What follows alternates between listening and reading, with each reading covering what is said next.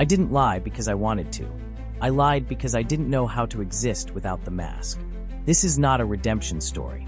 This is a confession, raw, unfiltered, and terrifyingly real. Step inside the mind of a master manipulator as he reveals the tactics, the lies, and the emotional destruction he left behind, and what finally made him stop. From twisted love to guilt-laced silence, this isn't just a story, it's a reckoning. Confessions of a Manipulator isn't about forgiveness. It's about truth. And sometimes, the truth is the most dangerous thing of all. Welcome to the skillful art of manipulation. If you haven't already, please consider following us on your favorite podcast platform. Today we present to you Confessions of a Manipulator, my personal journey. Let's dive into this thrilling narrative together. Chapter 1. The Smile That Fooled Them All. I didn't cry when my father left. Didn't beg him to stay. Didn't scream out, "Why?" like they do in the movies. I just stood at the doorway, a sticky red popsicle melting down my wrist, and watched his taillights disappear into the night. And I smiled. That moment, it changed everything. Not because he left, hell, plenty of dads leave, but because I learned something. Something sick. Something sacred. I learned that silence shakes people more than screams. That a smile, when it's not supposed to be there, unsettles even the strongest of hearts. My mother couldn't look me in the eye for 3 days. The neighbor who tried to offer condolences backed away slowly when I asked, deadpan, if I could have my dad's side of the bed now. I was 7 years old, and I already knew how to make people uncomfortable. That knowledge, it didn't scare me. It thrilled me. I felt like I had stumbled onto a superpower. Not strength, not speed, but something deeper, influence. The ability to warp a moment. Bend it. Own it. I started testing it more. Small things at first. Cry when I wanted the bigger cookie. Smile when the teacher yelled. Really smile like I enjoyed it, and watch her expression twitch with confusion. Fall down at recess, then limp a little longer than necessary until someone offered to carry my bag. They weren't huge manipulations, but they worked. And every time someone reacted the way I wanted, whether with pity, praise, or discomfort, I felt this little flicker inside me. A buzz. A high. The world felt like it had gears I could turn, knobs I could twist. And no one suspected a thing. I was just the quiet kid, the one with the polite smile, the one who never really got upset. But I was watching, always, studying reactions, timing responses, taking mental notes like I was preparing for a final exam on the human psyche. It's weird looking back now, knowing how early it started. Most people have an origin story that involves trauma, some catastrophic betrayal that set them on a path of deceit and cold calculation. Mine was subtler. It wasn't that I didn't feel pain. I did. My father's absence left a hollow space I still sometimes fall into. My mother, God bless her, was so busy working night shifts and crying into folded laundry that she didn't see the way I was shaping myself. Not into a survivor, not into a victim, but into a weapon. I learned to mimic emotions I didn't feel. Laughter, concern, even love. I observed how people reacted to kindness versus indifference. I practiced different versions of myself in the mirror before school, deciding which me I wanted to be that day. The funny one, the shy one, the mysterious one. Each mask came with its own benefits. By the time I was 10, I could make adults cry just by telling them a made-up story about my daddy in heaven and how much I missed him. He wasn't dead. He was somewhere in Nevada with his new girlfriend and a second family. But death gets you better hugs than abandonment. And I was greedy. Not for affection, for control. The thing about manipulation is that it's rarely about malice at the start. It's about survival. It's about power. When the world teaches you that you can't count on anyone, you learn to stack the deck in your favor. And I was building a damn casino in my mind. By middle school, I was a ghost and a chameleon all at once. Invisible when I wanted to be. Magnetic when I needed attention. Teachers adored me, said I had an old soul. Whatever that means. Classmates trusted me, told me secrets they shouldn't have whispered to their diaries. And I kept every one of them. Not because I was loyal, because secrets are currency. And I was already rich. I remember one afternoon in 8th grade.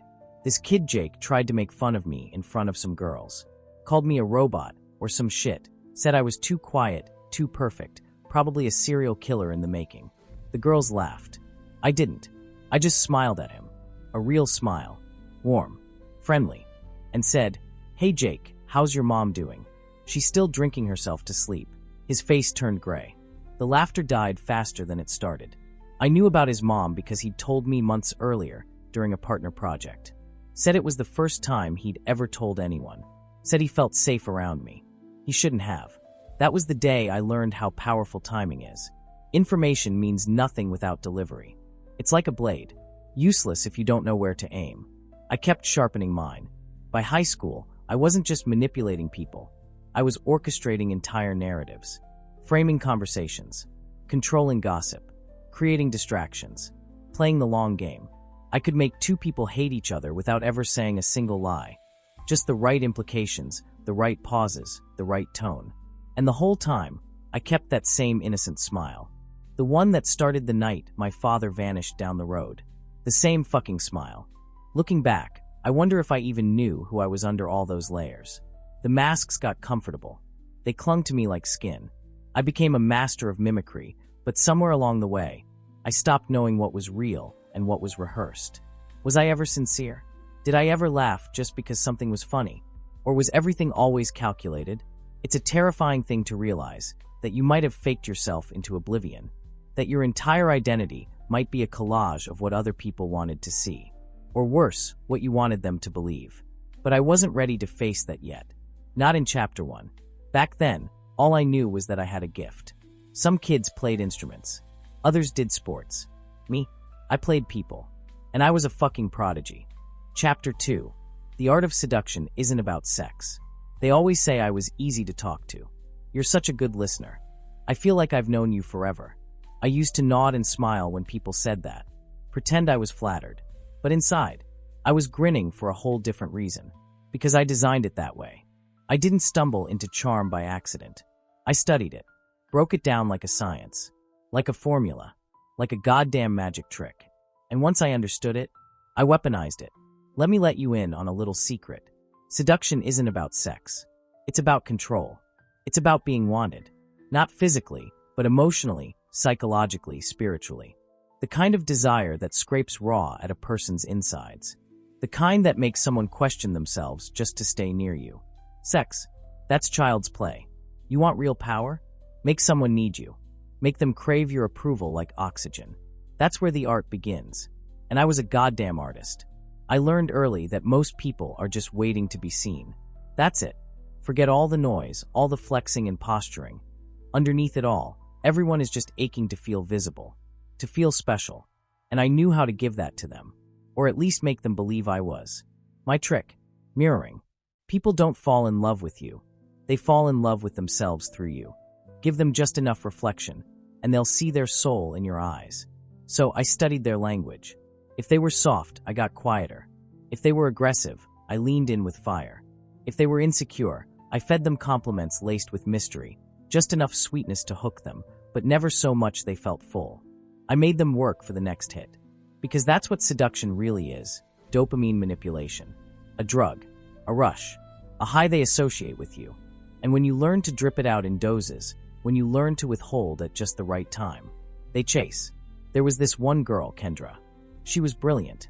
The kind of woman who could reduce grown men to stammers just by walking in a room. Confident, sharp-tongued. The kind of person you don't play games with unless you're willing to bleed. She was a challenge, which made her irresistible. I didn't go in hot. That's what amateurs do, compliments, flowers, desperate praise. I waited, observed, watched how she interacted with others. How she lit up when someone quoted poetry. How she stiffened when someone laughed at her intelligence. How her fingers trembled ever so slightly when she was pretending to be unfazed. She'd never admit it, but she needed validation. Not the loud kind, the intimate kind. So, I gave it to her. In pieces. In pauses. In looks that lasted half a second too long. In inside jokes crafted from her own language, stolen phrases, and carefully placed silences that made her wonder if I was holding back or hiding something deeper. The truth. I wasn't hiding anything. I just knew the power of ambiguity. Let someone fill in the blanks themselves, and they'll write a whole goddamn love story in their head. One where you're the answer. The solution. The missing puzzle piece. It didn't take long. One night, over drinks and jazz and a candlelit bar that I just happened to know she'd love, she leaned across the table and whispered, You make me feel like I'm the only person in the world when you look at me. And I smiled, because that was the goal, to make her feel seen, and then use that spotlight to cast shadows she didn't even know existed. See, people think manipulation is about lying, but I rarely ever lied. That's the beauty of it. I didn't have to. You don't need lies when you master curation. Tell the truth, but only parts of it. Share pain, but only in a way that makes them feel closer to you. Confess insecurities, but the ones that make you more relatable, never dangerous. It's like emotional alchemy. You blend sincerity with strategy, and suddenly you're the safest place in someone's world. Until you're not. There was this other woman, Elise. She wasn't like Kendra. She was tender, gentle, wore her trauma like perfume. Always there, lingering, even when she tried to cover it up with smiles. She'd been hurt before. Badly. And the way she latched onto affection? It was like watching someone drink after years in a desert. So I became the oasis. The texts at just the right time. The forehead kisses. The deep talks at 2 a.m. where I told her things like, "You make me feel calm," or "I don't open up to many people, but with you." And then I'd let the sentence trail off, just enough for her to finish it herself. She did. Every time. Elise gave me everything. Her heart, her time, her secrets. And in return, I gave her just enough love to keep her addicted. Just enough confusion to keep her anxious. Just enough silence to keep her chasing. And then I'd pull her back in with some grand gesture. A playlist of songs that reminded me of her, a surprise visit at work, a 3-paragraph text confessing how much I struggled to feel worthy of someone so pure. It wasn't real, but it felt real. That's what matters. Because the heart doesn't know the difference between manipulation and magic. If it sounds like love, smells like love, aches like love, the body responds. And I was fluent in ache. I don't say this with pride. I say this because it's the truth. I could ruin a person with kindness. I could pull apart their armor using nothing but whispered admiration and thoughtful glances. I could take strong, intelligent, whole people and reduce them to shadows dancing for my approval. And I didn't feel bad. Not then, because it wasn't about cruelty. It was about control. And I didn't know who I was without it. People saw me as warm, loving, safe. But I wasn't safe. I was calculated. I was cold beneath the warmth. I was the fire dressed in a blanket. Do you know how intoxicating it is to have someone's heart in your hand? To know they'll answer your call no matter the hour. To see their eyes flicker with joy when you walk into a room. To feel their soul lean toward yours like a flower toward sunlight. Even when you know you're the storm coming to drown them. I do. And it's fucking addictive. But even back then, something was starting to shift. A crack in the mirror. A tremor in the mask. Sometimes I'd look at someone who loved me, really loved me, and feel nothing. Just this hollow. This emptiness. I'd kiss them, and their eyes would flutter shut, and I'd think, they have no idea I'm not here. Not really. And that scared me. Because if I couldn't feel it anymore, if all of this was just echoes and performance, what did that make me? I'll tell you what. It made me powerful. But it also made me lost. And that was only the beginning. Chapter 3. Emotional blackmail tastes like love. "You make me feel like shit," she whispered, her voice shaking like glass about to shatter. I looked at her and smiled. Not the warm kind. Not the kind you give someone to make them feel safe. No, this one was different. Calm. Controlled. Cold in its confidence. Then I reached out, tucked a loose strand of hair behind her ear, and said, "You're just overthinking again. I love you. You know that, right?" Her shoulders dropped. Her lips trembled. And then, as if on cue, she nodded. That's the moment I knew I had her. And I hated how good it felt. Emotional blackmail isn't about shouting matches or doors slamming. It's not about calling someone names or bruising their skin. That's child's play. The real art, the kind that's silent and suffocating, is about guilt. About planting just enough fear, just enough self-doubt, just enough longing, that the other person starts to blame themselves for your cruelty. And I was fucking fluent in it. Her name was Maya. She had the kind of soul that still believed in people. Believed in effort. In kindness. In trying, even when the other person stopped deserving it. She was the perfect canvas. I didn't choose her because I loved her. I chose her because she was soft. And soft people, they break the most beautifully. We met in college. She was studying psychology. Ironic, I know. I remember thinking how perfect that was. A future therapist, analyzing me, peeling back my layers while I quietly rearranged hers. At first, I was everything she ever dreamed of. Attentive, funny, gentle. I'd show up to her classes with coffee, quote her favorite books, hold her when she cried over her parents' divorce. Listen, truly listen, when she opened up about things she'd never told anyone before. And every moment she gave me more of herself, I stored it, filed it away in the quiet corners of my mind like a collector hoarding valuables. Because one day, I'd use all of it. The shift was subtle. It always is. A missed call here, a late text reply there, a joke made at her expense in front of friends, brushed off with, "Babe, it was just a joke." And when she started to push back, when she dared to question if something had changed, I flipped the switch.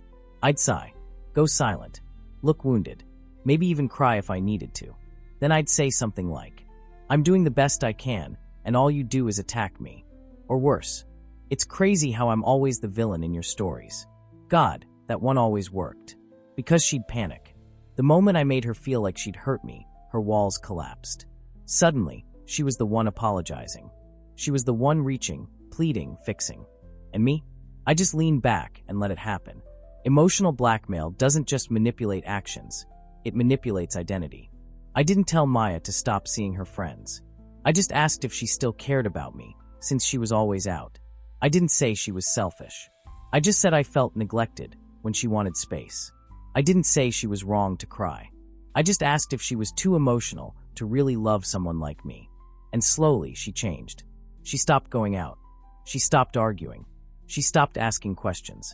She bent herself around my moods, trying to stay in my sunlight, not realizing it was me who kept moving the fucking sun. What's even worse? Sometimes I'd reward her. I'd cook her favorite meal out of nowhere, leave a sweet note on her pillow, post a cute photo of us with the caption, "How did I get so lucky?" Because that's the key, intermittent reinforcement. It's the reason slot machines are addictive.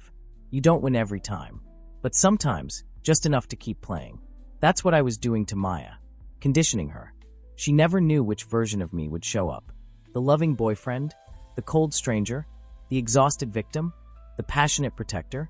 So she stayed on edge, constantly trying to be better, kinder, quieter, smaller. Also, I wouldn't pull away. There was this one night I'll never forget. She found a text on my phone from another girl. Not sexual, just intimate. Words meant for a heart, not a friend. She confronted me, shaking, trying to be brave. And I laughed. I fucking laughed. "You're seriously jealous of a conversation?" She didn't speak. Just stared at me like she was watching someone she loved slowly become a stranger. So I stepped in close, cupped her face in my hands, whispered, "I can't breathe when you don't trust me." And just like that, she broke. Again, I could tell you I hated myself for doing it. I could say I wanted to stop. But the truth? Back then, it made me feel invincible. To twist reality so tightly around someone that they couldn't tell whether they were the problem. That's a high most people will never understand. It's a God complex in disguise. You're not just the villain. You're the savior, too. And when you play both roles long enough, the person you're manipulating doesn't know which version to run from, or which one to run toward. But here's the part they don't tell you. The more you gaslight someone, the more you start to gaslight yourself. I began to believe my own bullshit. That I was just misunderstood. That I was trying my best. That maybe Maya really was too emotional. Too needy. Too much. I stopped seeing her as a person. She became a mirror. And when she started reflecting parts of me I didn't want to look at, I blamed her. Eventually, Maya left. It wasn't loud. There was no big fight. No final scream. Just a note. A suitcase. And silence. And for the first time in a long time, I felt something unfamiliar. Not anger. Not victory. Not power. Just emptiness. Like a puppet master with no strings to pull. Like a show with no audience left to watch. And in that stillness, I had to ask myself something I'd never dared to ask before. Who am I if there's no one left to control? Emotional blackmail isn't just manipulation.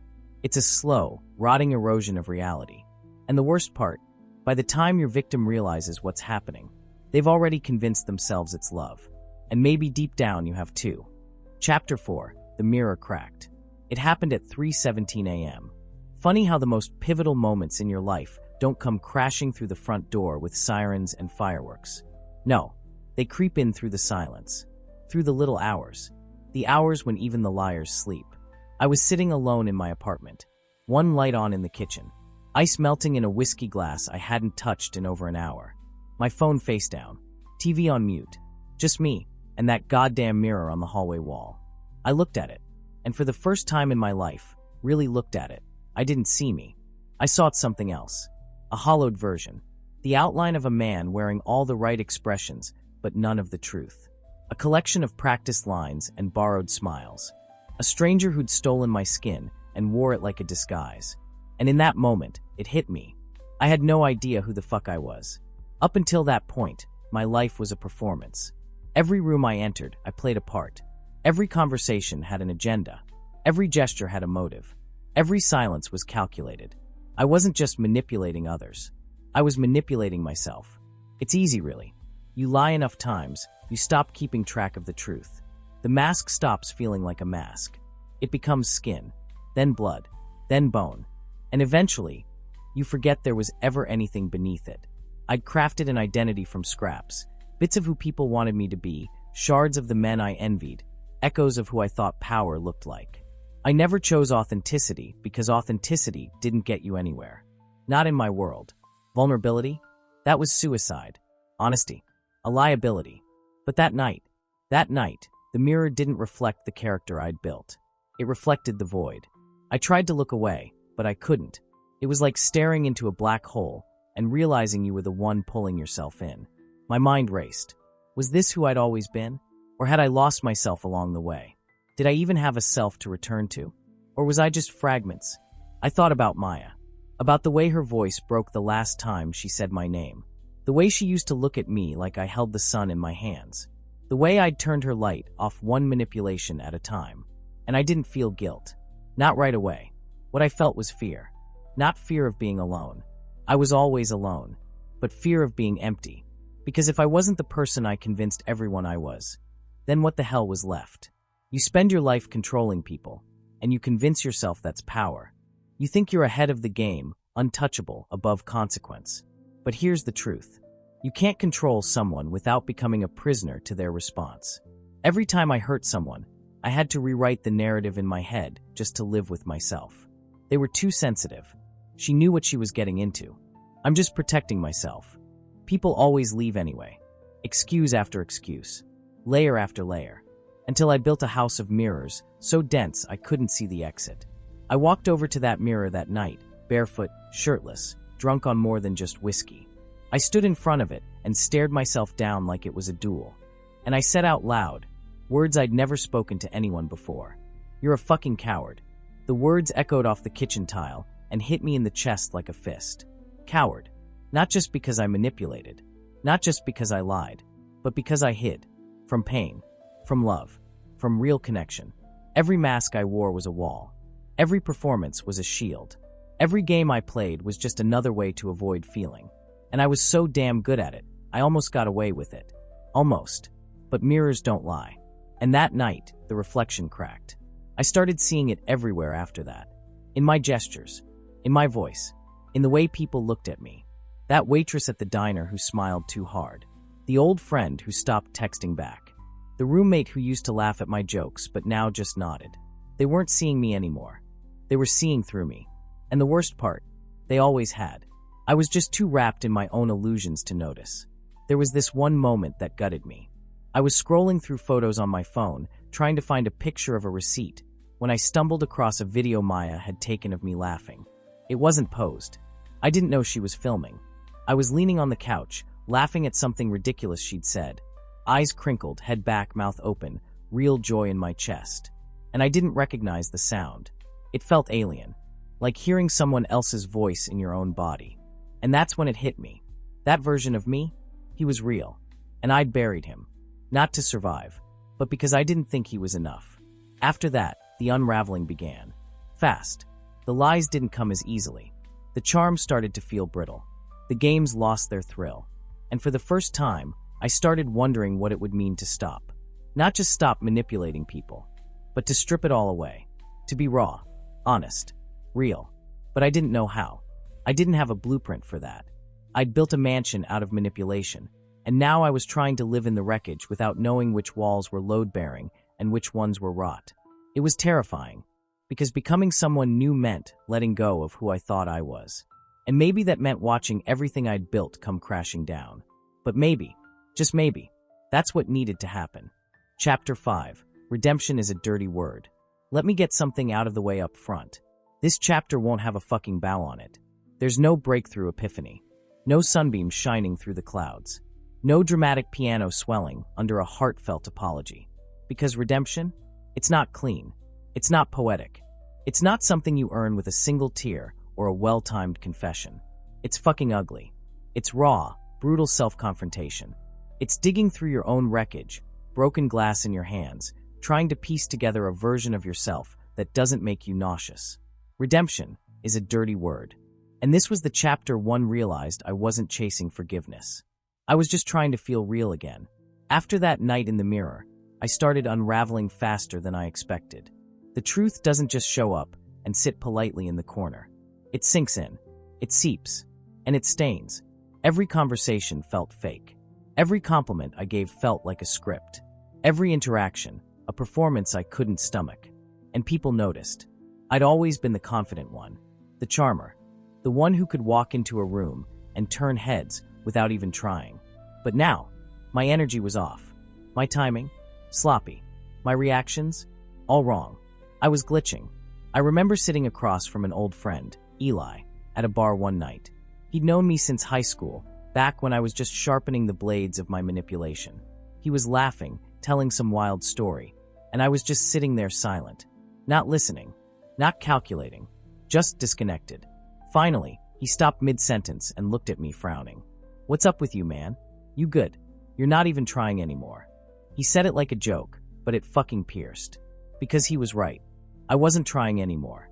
I didn't know how to try without reverting back to the old moves, the charm, the spin, the curated emotional performance. And now that I'd seen behind the curtain, I couldn't go back to pretending it was all real. And I didn't know how to move forward either. So I did what cowards do. I disappeared. I ghosted, pulled back from my circles, let texts go unanswered, flaked on plans, blamed work, anxiety, anything that sounded noble enough to mask what was really happening. I was hiding, from everyone, but mostly from myself. The isolation wasn't peaceful. It was brutal.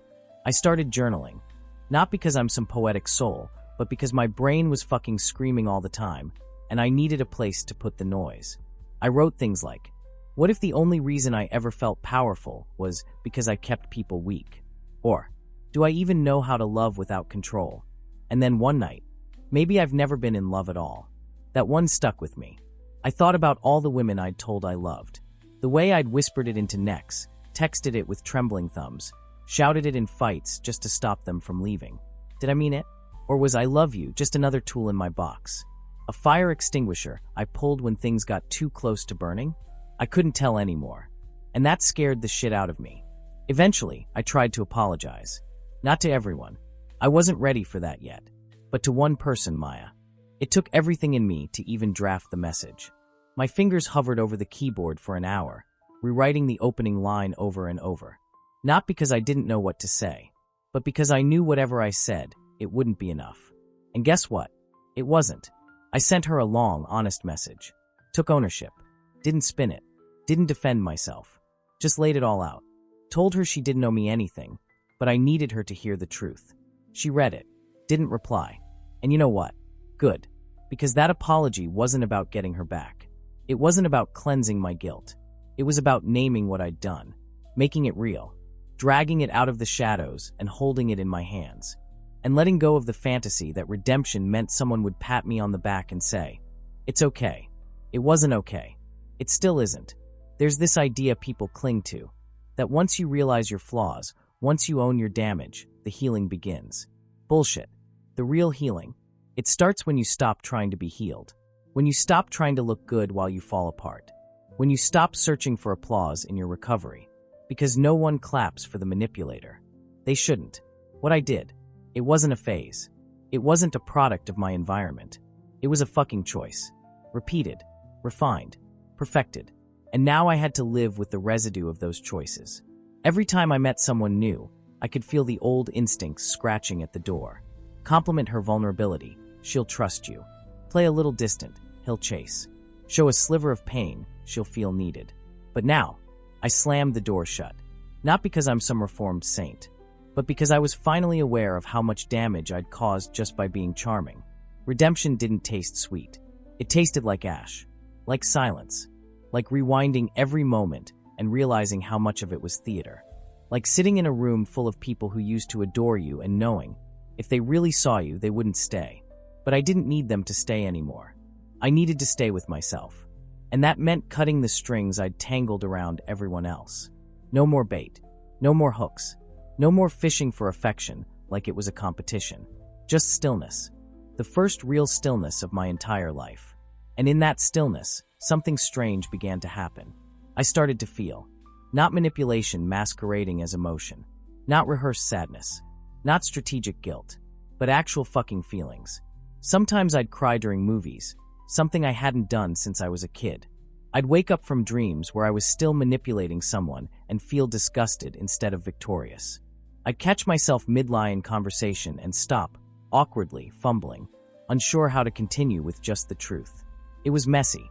It was clumsy. But it was real. I'm not going to sit here and tell you I'm better now. I'm not. I still slip.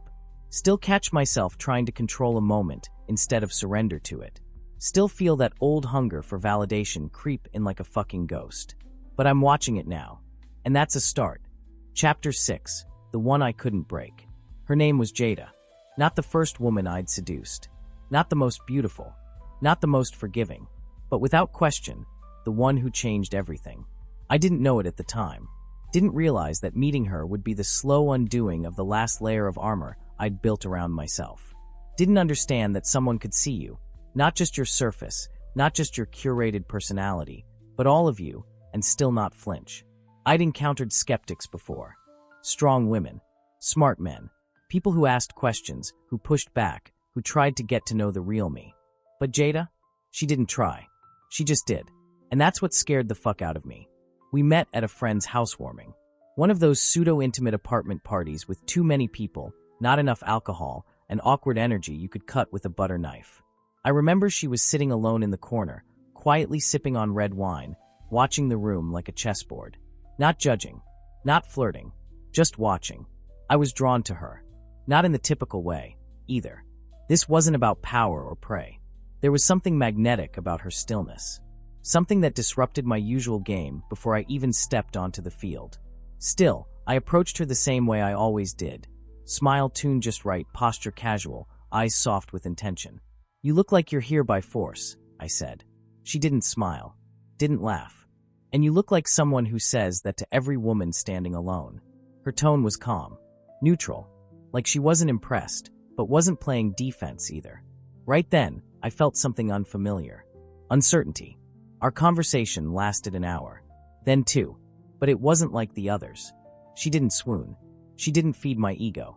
She didn't lean in when I got vulnerable or soften when I sprinkled in charm. She questioned everything. Not in an aggressive way, but with a subtle confidence that left no room for bullshit. I told her about my childhood, about my absent father. Normally, that line would stir empathy, tug on heartstrings. Jada just tilted her head and said, "Do you ever wonder how much of that story you've turned into a shield? No pity, just a scalpel." I walked away from that party with her number, but it didn't feel like a win. It felt like a challenge, like she was giving me a rope and waiting to see if I'd hang myself. And honestly, part of me wanted to impress her. Another part wanted to run, but I couldn't stay away. Over the next few weeks, we talked. Not flirty texts, not late-night desperation.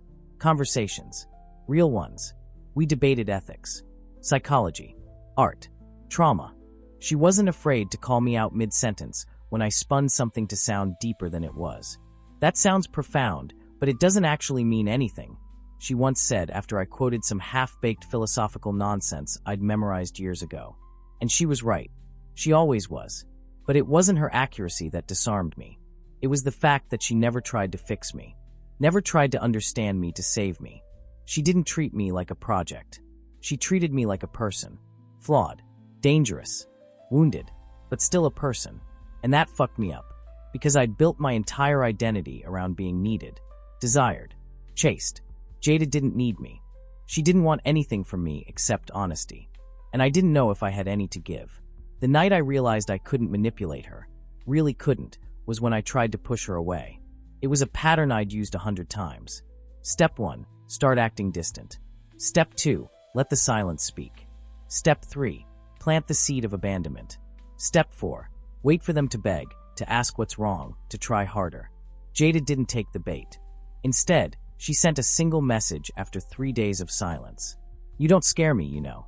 And I don't owe you a performance. That text nearly gave me a fucking panic attack. Because it meant she saw it. Not just the mask, but the intention beneath it. And it meant that if I wanted to stay in her life, I had to show up.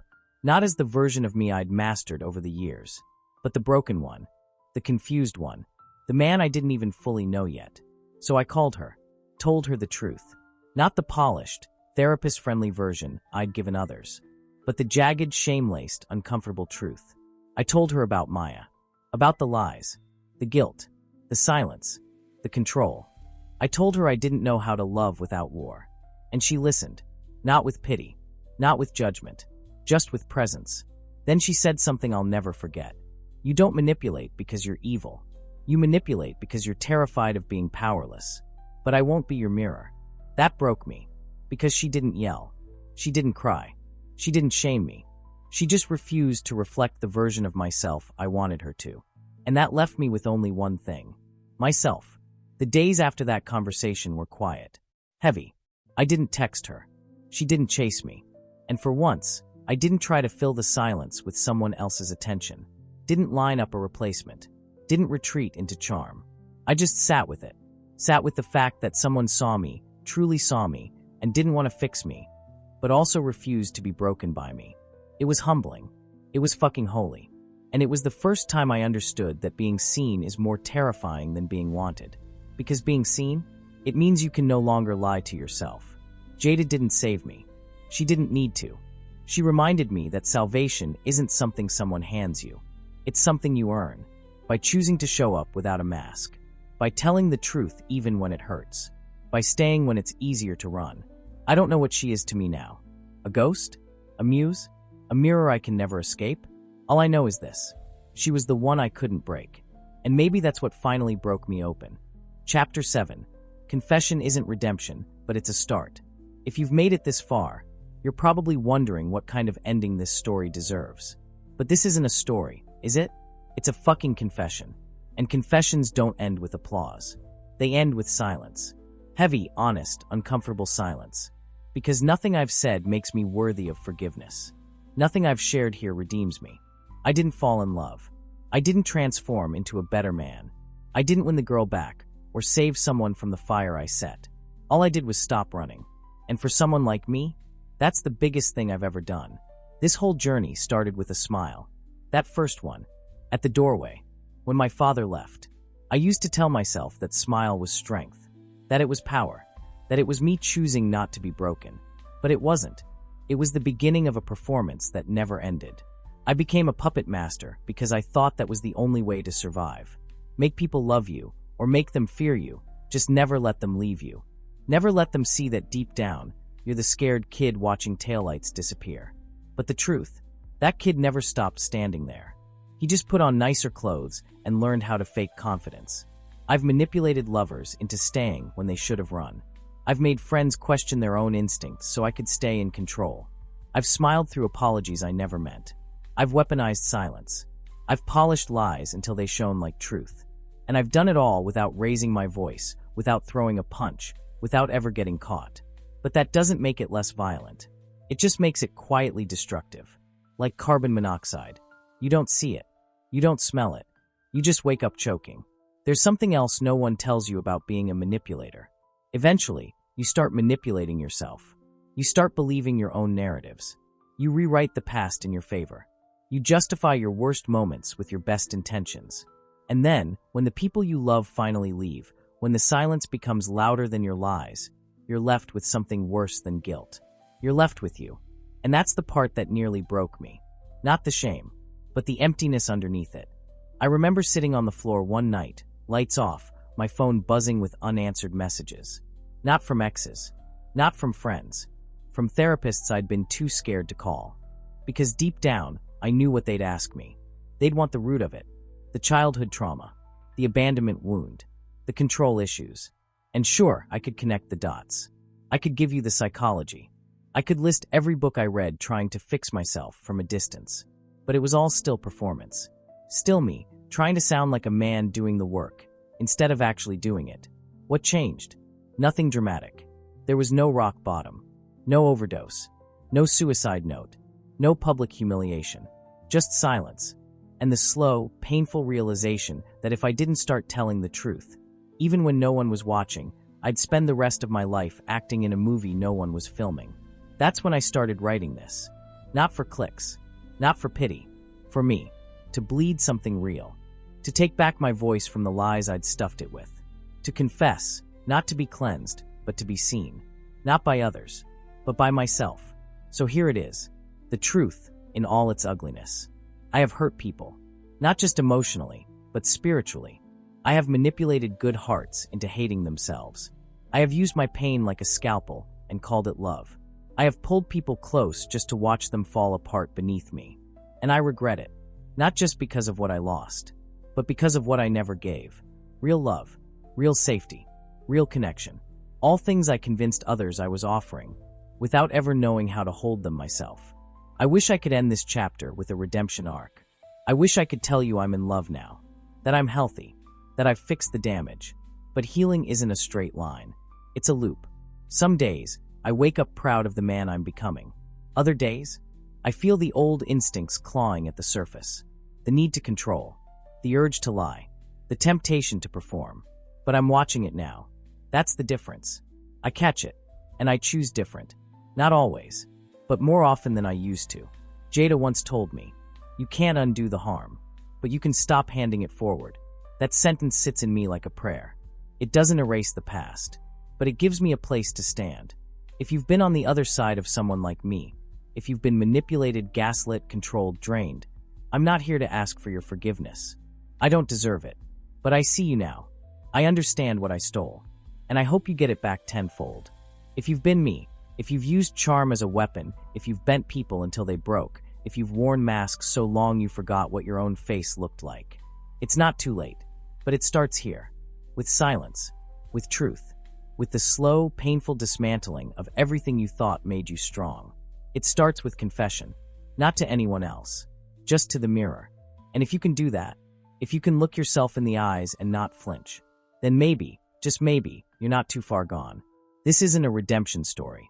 It's a reckoning, and maybe that's enough. For now.